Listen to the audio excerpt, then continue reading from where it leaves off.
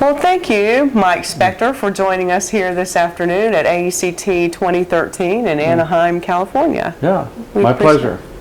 And Mike has willingly agreed to join us for a History Makers interview today, and so I'll get things started with the first question, which is, can you tell us a little bit about yourself, where you work currently, and the primary focus of your work? Okay, well, a bit about myself. My PhD is in philosophy. And not in any kind of educational technology or research, educational research field. I've worked as a computer scientist. I've taught computer science. I've taught philosophy, and I migrated to instructional design and technology. Currently, I'm the chair of learning technologies at the University of North Texas in Denton. All right, great. Thank you, Mike. And then just to take things back a little bit, tell us a little bit about how you got interested in this field. Yeah, it was accidental, I suppose. I was teaching computer science at Jacksonville State University, and there was an opportunity to do summer research at the Air Force Research Laboratory in San Antonio, and it was called Armstrong Laboratory at the time. And I thought, well, it would be nice to spend a summer in San Antonio. And the topic had to do with expert systems, and this is in the 1980s, and I was younger and quite arrogant and thought I could build an expert system to do just about anything. And they wanted an expert system specification or advice on how to do an expert system for instructional design. And I said, of course, we can do that. And I went there, and they had a marvelous library in the laboratory. And so I spent 3 months reading in the library and learning about instructional design, and decided, well, this isn't as simple as I thought, that this is a lot more complicated, and I couldn't do this by myself. If they were serious about having an instructional design advisor, an expert system for instructional design, we would need a lot of expert input in the field. So I recommended a project that would bring that expertise to bear.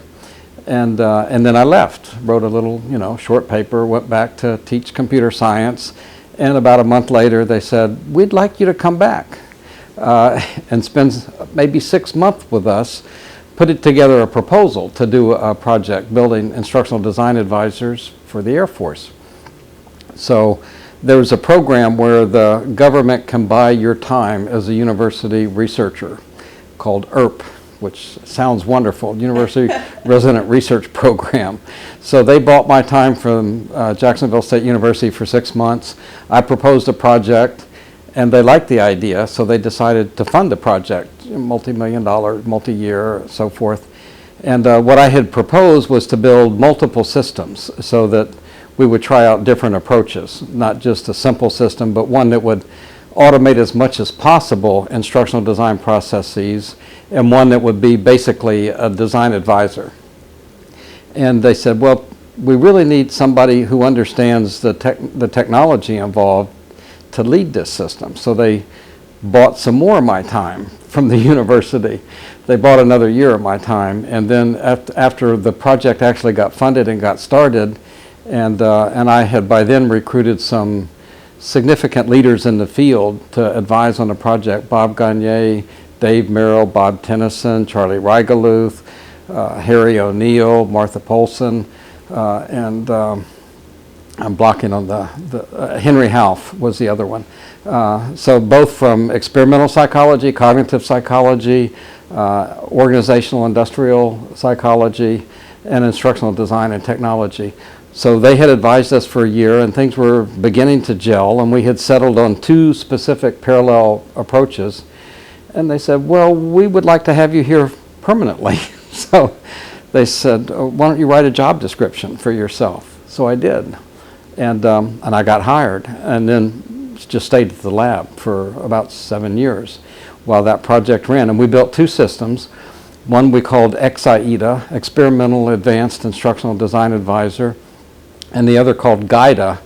AECT was built around Merrill's approach to instructional design, where it automated as much as possible. And there was some success with that. And then the other one was GUIDA. And Gagne's approach was a softer approach. She said, these people are highly knowledgeable in the field. This was technical training for the Air Force. They know the systems. And just tease out of them what they know and give them a push in the right direction and some good examples, and they'll do good work. So that was that. We called that system GUIDA. And I wanted that to be Gagne's approach to instructional design advising, but he wouldn't allow that. So we called that the guided approach to instructional design advising. We built both systems. GUIDA was adopted by the Technical Training Center and used for a number of years. AECT was actually very successful. We linked it to a database for troubleshooting the equipment on the F-18 aircraft. And so that database contained troubleshooting guidelines, and it also had graphics. So we, using our instructional design approach built around Merrill's second generation ID stuff, we could generate a lesson. For example, in removing the radar from an F-18, we could generate a lesson on how to do that in a matter of 2 minutes. So you could get just-in-time training on the flight line about a very specific task. And the problem with the typical technical training in the Air Force was that the people performing the task would be trained in a technical training center. 3-6 months later, they would be on the flight line, more than 6 months typically, and have to perform the task. The training was typically on a version of the aircraft 2 or 3 versions prior to the one they're working on, and there could often be significant changes. But with our approach, we could generate the instruction on that aircraft in a matter of minutes. And the Air Force, in its infinite wisdom, didn't adopt that process because it didn't look good. We were using vector graphics from the database, and they weren't slick, commercially done graphics. Anyway, so it was the most promising approach, but it was the least accepted within the Air Force. And I forgot the question. How did you get interested in this? Well, that's how I got interested, just because I was an arrogant computer scientist. I guess that was it. And I lucked into working with the top people in the field who were really wonderful, really great support. I want to ask you a follow-up question about the projects that you just described. How have those ideas evolved in terms of automated instructional design processes today? Yeah, there was the 2 approaches. We ended up we published a book about this, which was my first book in '93, Automating Instructional Design Concepts and Issues. And in that book, we distinguished strong approaches and weak approaches. Strong approaches actually attempts to replace what a human is doing with an automated system, and that was AECT. We were trying to eliminate the instructional designer from the process. The weak approach offers informed advice that's context specific, relevant to what the person is doing, relevant to their level of expertise. And in general, what we found over the years, the weak approach to advising is better. It's going to work. It's going to work in more cases. The strong approach only works for the simplest kinds of tasks. Any kind of complexity in a task, then it's very difficult to replace what a human is doing. So limited success with that, although for what we were doing with that F-18 replacing the radar, that's a pretty simple, straightforward algorithmic task, and you can automate that, the instruction for that. But for anything that really requires decision making and so forth, a weaker approach where you're pushing someone in the right direction. With GUIDA, what we did was we had a number of worked examples of different types, and you could switch from a mode where you're actually taking, and the lessons were all validated. We knew that they produced learning. So you could take the lesson as a learner, or you could switch into designer rationale and get an explanation of why the designer did this particular thing this particular way, and you could go back and forth that way, and that was a nice way to do that. So the weak approach, I think, works better. Okay. Yeah, so that would, and then we've followed that, I guess. Other people have followed that as well. All right.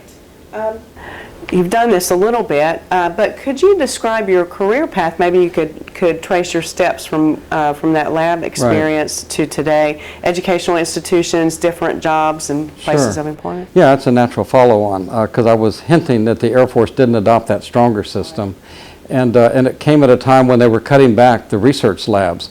A lot of the work in educational technology came out of the the DoD research labs, from the Air Force Research Laboratory, the Navy Personnel Research and Development Center, and the Army Research Institute. Well, they cut back the funding significantly, and I could see that, well, my project had run its course and I wasn't going to get funding for new efforts, and people started looking for jobs somewhere else. And in the course of doing what I had done at the laboratory, I had come across a program in the Air Force Office of Scientific Research that funded international exchanges. And I had been invited to a meeting in Canada that was funded by the NATO Advanced Learning Effort. And it was a 2-week meeting, and there were all these Europeans doing things in the same area I was working in, instructional design advising and instructional design technology. And I was unaware that I had this bias that only good things in this area were happening in America. It was an American area of expertise, which I was quickly shown was not the case. So then I thought, well, these people are fantastic. I need to invite them to my lab and advise me. So I did. The next 2 years, my last 2 years at the lab, I invited 28 of these international scholars to the lab using Air Force Office of Scientific Research money. They never said no. And so I said, thank you very much. So I had all of these international advisors, improving what I was doing. And then the money was going to dry up for the project, not from AFSO, not for the Office of Scientific Research, but for the project. So, but now I had all these connections in Europe. And I thought, well, I might think about something else. And I had by then organized one of my own NATO Advanced Learning workshops around the idea of automating instructional design, and had followed up with a couple Europeans with a Norwegian authoring environment for simulations called PowerSim. And we had a meeting in Spain and another meeting in Norway, and we were still modeling Tennyson's 4th generation instructional design process with this system dynamics simulation modeling software. About the time the Air Force funding was drying up, I had asked for funding for that effort, and the Air Force declined. And at the same time, the University of Bergen said, why don't you come here on a Fulbright? I said, well, I work for the Air Force. I'm a civil service. You can't get a Fulbright. And Bob Tennyson said, yes, you can. And I didn't believe him at the time, but he was right. So at the very end of my time at the research lab, I applied for a Fulbright to the University of Norway, was offered and was awarded the Fulbright to go there. Air Force wouldn't let me go more than 6 months, so I went there for 6 months. And we were continuing to model 4th generation instructional system design using PowerSim, and went back to the lab. And right before I went back to the lab, the University of Bergen said, why don't you find a way to come back here and stay? We'll write a job description for a research director position. So I wrote my second job description. Got hired by University of Bergen as a research director of the Educational Information Science and Technology Research Program they created to continue that research. So I went to Bergen for 4 years as a research professor, had tenure, and had great support, and learned a lot of stuff about system dynamics. And after about 4 years, I was recruited by Syracuse University to be chair of instructional design development and evaluation at Syracuse. And so I reluctantly left the University of Bergen, which is a wonderful, beautiful place. Went to Syracuse, which is much colder than Bergen, Norway, actually. Oh. Yeah, really. I mean, Bergen picks up the Gulf Stream. Yeah, so it hardly ever snows, and it doesn't stay on the ground very long in that part of Norway. It's right on the coast. But Syracuse is not like that, so. So I was there as chair for about 4 years or so, 4.5 years, I guess. And I got tired of being chair, and really missed doing research, and Florida State University recruited me to be a research professor again, like I had been in Norway. So I was ready to do that again, and went to Florida State University in the Learning Systems Institute, and was there another 4.5 years as associate director. And got married in the course of doing that, and thought I was going to stay in Florida State. That was a good place to be, but there was no job for my wife, and Georgia offered us both jobs. So I actually followed my wife to the University of Georgia. So I was there in the Learning and Performance Support Laboratory, and the department at the time was called Educational Psychology and Instructional Technology. They've renamed it since then, and I was the doctoral student coordinator for the Learning Design and Technology program at UGA. So for a couple years.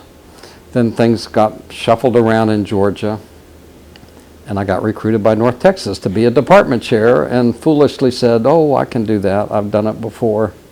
So that's where I am now. That's convoluted history, none of it planned, most of it by accident. Yeah. But I've met a lot of interesting people along the way, and I've learned quite a bit just by coincidence. Right. Well, thanks, Mike. That was a great overview of your trajectory. Yeah. How would you describe your research interests and aspirations when you first started your career, and how do they change over time? Yeah, well, when I first started, I mean, I was in philosophy, like I said, and I was told when I went to UT Austin to study philosophy, don't plan on finding a job when you graduate.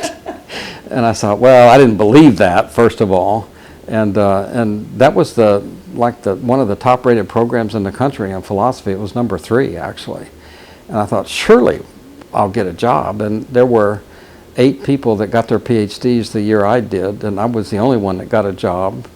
And it was at a community college. There just were no jobs. But at that time, my goal was to teach philosophy, which I loved, and to go hiking in the mountains in the summer. I mean, I had no research goal. I mean, that's what I wanted to do. Study and teach philosophy and hike around in the mountains. That didn't work out, so I had to revert to being a computer scientist. I had worked for IBM before and been through their programming school to make a living. Then I started teaching computer science, and I got interested in expert systems. So early on, I was interested in what kinds of things can we automate with an expert system, and that's what took me to the San Antonio laboratory. And when I was in Norway, by then I had connections with a lot of interesting people, and I had the opportunity and the funds to bring a lot of them to Norway, as I had done at so I reversed the sequence. And when I was in San Antonio, I brought Europeans to San Antonio. When I was in Norway, I brought Americans to Norway. So, and Dave Merrill came for a visit, and I was showing him these system dynamics-based learning environments. So that was my new thing, to build really engaging learning environments, simulation-based learning environments, using system dynamics to provoke, deep thinking about complex problem-solving issues. And we had all kinds of wonderful learning environments. Merrill came to visit, and we were showing him these environments, and he said, "These are wonderful. How do you know people are learning anything?" So it was an embarrassing question because I couldn't answer it. I said, well, it doesn't make sense to do a knowledge test for this kind of learning because we're helping people develop skills in solving complex, ill-structured problems. So there's no one right answer. There's no knowledge test you can give. You can get some indication, but you don't really get a sense that they can consistently solve that kind of problem well. So that gave me a new research goal. We need a way to assess progress of learning in and about complex systems, and that became my new research agenda. So while I was in Norway, I developed a methodology to capture how somebody was thinking about a complex problem and then compare that to how an expert thought about that problem. And I thought that might be a way to get an indication of progress of learning. So what I did early on in Norway was to confirm that there was recognizable differences between how inexperienced and experienced people think about a couple complex problems. And at the time, I happened to invite Norbert Zeal from Freiburg to Norway, and for a conference I organized, and I had known him for a long time, but neither one of us had talked about this problem. And it turned out he was working on the same problem and had developed almost the same solution. I was using Toolbook at the time, and he was using PowerPoint to capture, having people construct PowerPoint annotated concept maps, and I was using another program. But we basically were doing the same methodology, and he had some doctoral students who were very bright who could develop the metrics to support that kind of analysis. And so he set them to work on that task. And I went to Syracuse, got a NSF grant to pursue the expert novice comparison part of that while his students were developing the metrics, and we've been working on that problem ever since. So the two students, Dirk Efenthaler, who's the incoming president of D&D and AECT, and Pablo Pirne-Dumer, they both are doctoral, they both are PhDs now. And we still continue to work on the problem. So and it's built around the way that my approach to this was how system dynamicists elicit knowledge about a complex system. They use a technique called causal loop diagramming to get a holistic view of a system, and it consists of basically nodes and links. And so what I did, I didn't tell people the methodology, I just said, here's a complex problem, representative problem. Tell me about the 5 to 10 things that are key factors that affect resolving the problems.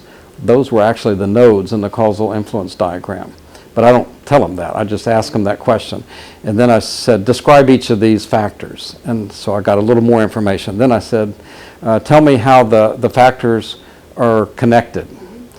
Describe the connections. So those were my 4 questions. And Norbert was doing the same thing with the same 4 questions. It was just phenomenal that we had hit upon that methodology. And he was looking at it from an experimental psychological point of view.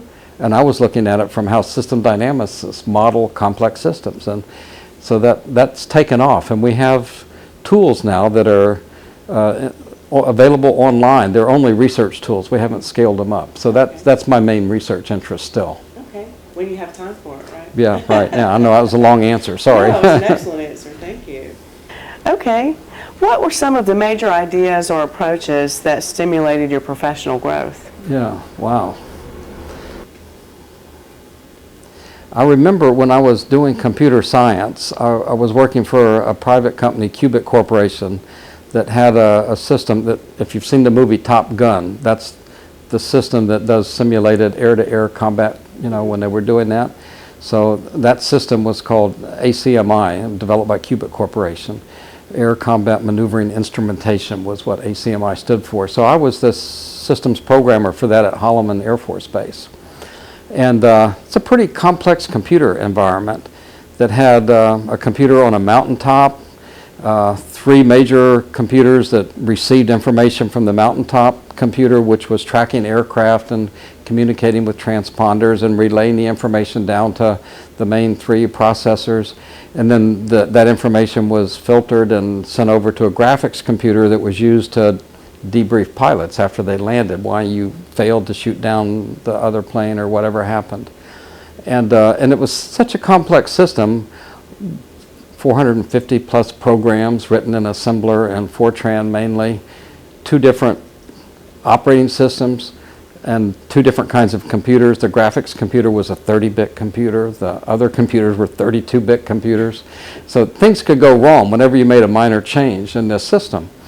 And the programmer that taught me how to manage my system at Holloman, there were half a dozen of these around, and each one was different, configured for the location.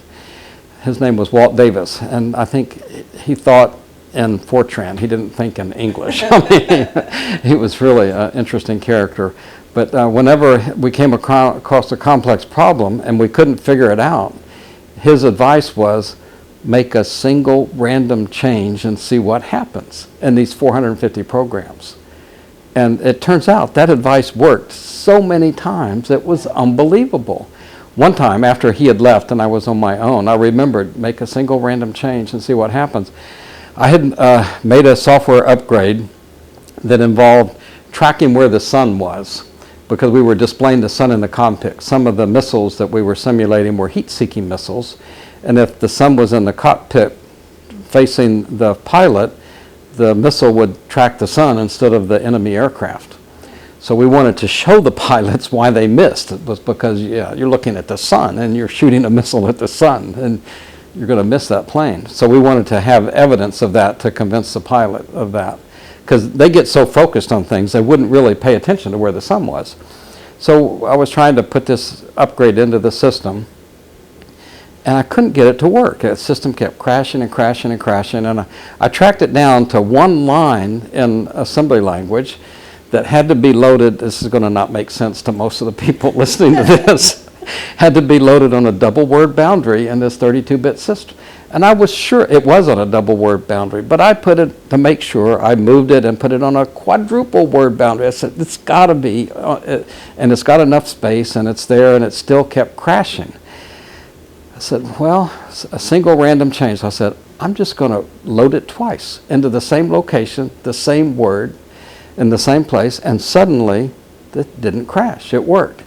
So after the fact, I mean, that was Walt Davis's advice. Single random change, see what happens. After the fact, I figured that was a timing problem. So the other computers that were running and processing related information couldn't keep up. So if I loaded it twice, I gave the other computer enough time to catch up and process the information. But I had no clue that was the problem until I made this random change. That's good advice. Yeah. So, but it works for us too, I think. Yeah, not just in computer systems. But How so? Well, I mean, you might make an implementation in a classroom that's not working, and you don't know why it's not working. So you change the slightest thing, but it really needs to be one thing. That's kind of the whole idea of controlled study. But you change one simple thing, and you might get a result that now works. And it could be, for example, it could be an avatar is not working the way you expect to get a reaction from students. So you change something. You change the gender of the avatar, you change the voice, or you change the color on the screen. Or a simple change may have a big impact. So, but sometimes you don't have to do complex things. And if you don't understand it, you have to change something. Yeah. And of course, it's never really totally random, because I knew it had to be related to that line of code, but I couldn't understand why. Right. So it's not a total random change, but it would make a change and see what happens. Right. Okay, thanks. All right, who are some of the people who have had the most impact on your professional growth, and how did they affect you? Yeah, okay, well, I just told you about Walt Davis and the computer science folks. And in philosophy, there were three philosophy professors. I studied philosophy at the Air Force Academy, although you can't major in philosophy at the Air Force Academy. You have to get an engineering degree. But I did get the philosophy award there, and the fellow one of the people who taught me philosophy, I still am in communication with him, Stuart Spector. So, and he would always challenge me, but he had a way of saying things so clearly. I was just fascinated by how this guy could think that clearly about complex things. I think that's why I was attracted to philosophy. And then in graduate school, there were two people that affected me there. One was a retired professor. His name was Utskuk Balsma, OK Balsma. Yeah, but he was retired, and when I arrived, but he taught one class, of course, in Nietzsche, and then retired. But he kept coming around every Friday, and so we had an informal group of graduate students that met with him every Friday and talked about things. And he normally didn't talk very much. He would listen. So we would have these 2-hour sessions, and usually we would go on for a couple hours, and he would ask somebody to pose a problem, go around the table, people would talk about it, and after about an hour and a half, he might say something, or maybe 2 hours, and it would be a joke. He would make fun of what we had said, how silly things were. And it was so insightful that he could do that. And he was just old guy with a big nose, not, especially good looking. Can I tell a story? Yeah. Oh, well, one time, and he was hard of hearing. He had a hearing aid in his right ear. And this is about maybe my 4th year in graduate school, and so I'd been doing this for a couple years. And I had become the note taker for the group, and so I was sitting on his right side, and somebody came in and said, let's talk about substance, John Locke's notion of substance. And probably he asked that question because he was taking a course in John Locke, and he had to write a term paper, and he wanted to know what Balsma thought about substance. I mean, that would be typical for a first or second year doctoral student in that kind of context. So we were sitting there, and I didn't participate in the discussion. I was just keeping notes for the group, and it went on. So there was one paragraph in Locke where he's talking about substance, and there's that famous line, an X we know not what, was Locke's conclusion about what a substance is. And And Bousma cut it off after about an hour because he was not engaged in the discussion, but he had been listening. And he said, well, so he was summing up. We know a lot about properties and colors and shapes and things, and we know nothing about substance and X, we know not what. So Bousma's statement to make fun of that notion in philosophy was, I guess substance is what properties get stuck in. And everybody laughed. It was, we knew something, this was not a good notion. It wasn't a clear concept. So then another guy, Jimmy Kraft, who was my classmate, been around for a while, he said, let's talk about Plato's Symposium. Bousma's eyes, pale blue, just lit up because he wanted to talk about that. That was something worth talking about. And so Bousma framed the central question of Plato's Symposium. What is love? Was the question that Plato addresses in that dialogue. And so I spoke for the first time. Very rare for me to speak because I'm the note taker in the group. So I said, well, I guess love is what people get stuck in, building on Bousma's previous joke. And everybody laughed, but except Bousma. He didn't laugh. He tilted his head, he looked at me. What did you say? He made me repeat it, and by then I knew I was in trouble. So I said, love is what people get stuck in.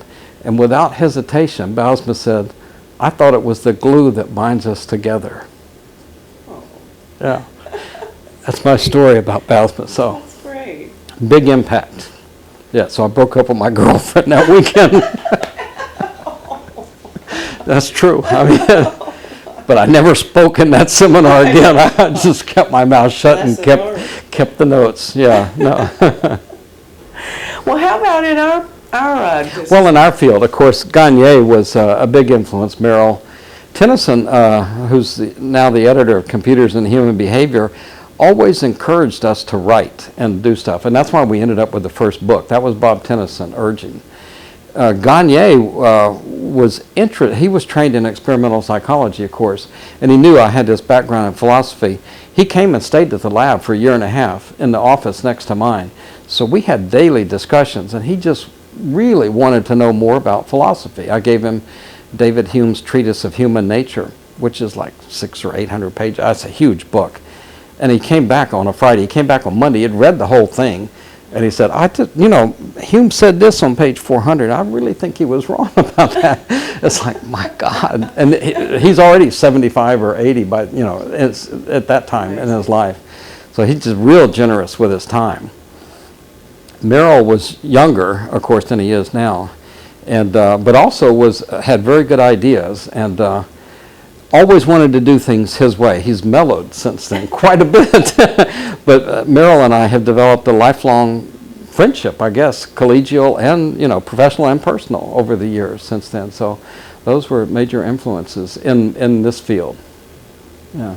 Okay. What do you think has been the greatest accomplishment of your career thus far, and why? I don't know. That's a tough one. I saw that question before, and I don't know what to say. Things I feel good about, I don't know about greatest. That's somebody else can judge. But so I've been editor of ETRD for 11 years, and so when I got nominated for editor, of course you have to make a statement, and you get elected by the board and everything.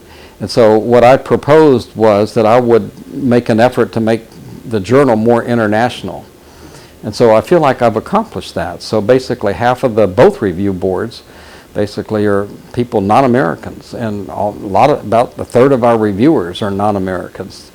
2/3 of the submissions are from non-Americans. So the journal is definitely an international journal. So I think I'm proud of that, and I think partly because of me. I'm not the only one doing that, of course, but I contributed to that. And then when I was president of AECT, one of the things I campaigned on was to also make AECT much more international as an association. And I had some success there that I feel really good about, and it's showing up at this conference. I mean, the Indonesians are here again in full force, and I had a project in Indonesia while I was president of AECT and developed a lot of good friends. I had 100 people join from the Indonesian society affiliate with AECT, and about 30 of them are here at this conference. they invited me to sit down with them in a circle. I don't know if you noticed that, on the first floor behind the publisher booths. And we sat down in a circle, and they had the president of Jakarta State University, the rector was there. They had Atwi Superman, who's the past rector of Universitas Terbuka, was there. They had a representative from the Ministry of Education. They had a bunch of faculty. And their message to me was they wanted AECT to come to Asia. It was their idea to do the summer research symposium we just had in Taiwan. They wanted it in Bali. They never managed to get it together to do there, but they still want us to come.